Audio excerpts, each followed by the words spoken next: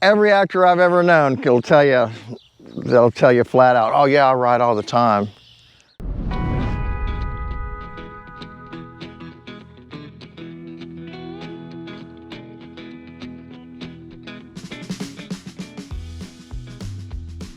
Now there's a lot of these actors who said they could ride, who really couldn't ride.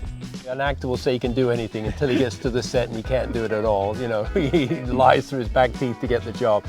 So our wrangler, who came from Richmond at the time, we worked with him in advance, so he found really good horses, and he knew he was matching up to photographs too. So they were the biggest, strongest horses those officers had. You couldn't have a little horse, it would look weird. And then the first thing was to get the horses to match, and the second thing was to get the actor to then get comfortable with the horse. I got out here and I was like, whoa. I mean, all these actors that couldn't ride, it was pretty crazy.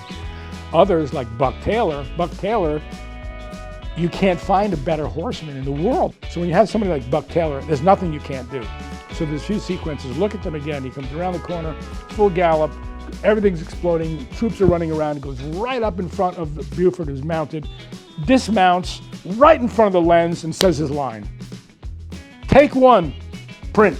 We had about a dozen actors who really knew how to ride well, but other people had never been on a horse. Yeah. So those guys, when they were on a horse, right under the frame, there's 4 stunt guys, 4 wranglers, holding each leg of the horse so they don't move. And you say, well, why don't you just put them on a ladder? You can't put them on a ladder because a ladder, they're static. And a human being on a horse is doing this. So you have to be on the horse. And that summer, the summer of '92, was hot, humid.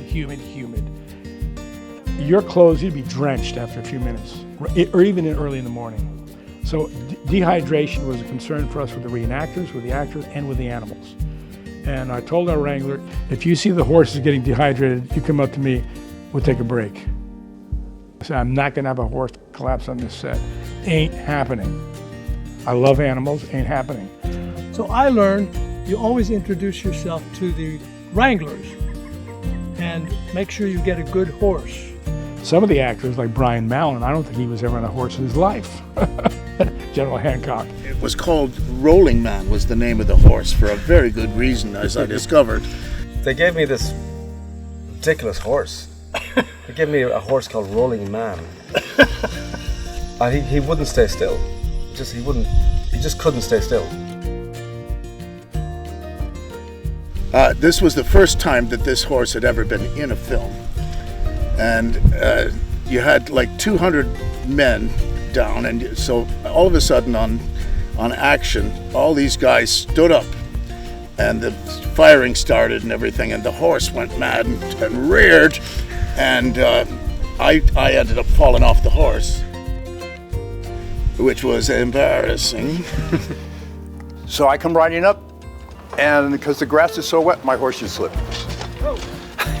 And I fell out of the frame. The frame's up here. But you fell backward out. Because we're on horseback. You vaulted out of the frame. It was so good. It was one of the greatest stunts of all time, but we couldn't use it because that's not what really happened. The first thing we thought was, did we just lose Tom Berenger from the movie? No, I rolled right out of that. A couple of times that my horse stopped dead as well, and that point was right there. Oh, terrible. McClellan saddles, no fun. Is that what that was called? Yeah. They were called McClellan saddles. Because I came out here for a week beforehand. Were you there here as well? I'm sure you were. Yeah. For the reading. I was there for the reading, and then I didn't film for the reading, and also we did horse riding for a week. We were given horse riding lessons, but it was military style. Wearing a saber and spurs, getting on and off a horse is very different than without those things. I hired a woman in Queens. I went, riding all over Forest Park in Queens to get ready and then we had a pre-production riding week, and then I was presented with a reenactor's horse named Frog Prince. It was just the most wonderful animal imaginable. I mean, she was great. Vincent's horse was called Old Jim, and what I loved was that Ron and Case, the wonderful cinematographer, kept needing me to do it again and again. And I'd hopefully it wasn't nothing to do with my horsemanship. It was more to do with the lining up of the shot and the dispersal of the guys to create the most dramatic effect. But riding up on that steed and genuinely feeling like Colonel Strong Vincent all morning long was just a complete kick. It was an early morning, dew on the grass, and it was a little bit of a hilly place. So I'm riding my horse along, and his feet go out from under it. We're on a hill like this, the feet go off. I, very dexterously, which I can't do right now, is threw my leg over his head, landed beside him, holding on to the reins, kept walking without breaking his stride while the horse gained his feet, got up, and then I mounted from the right side and galloped on. And everybody in the cast was watching. No camera, no, it was never filmed. That's my only regret.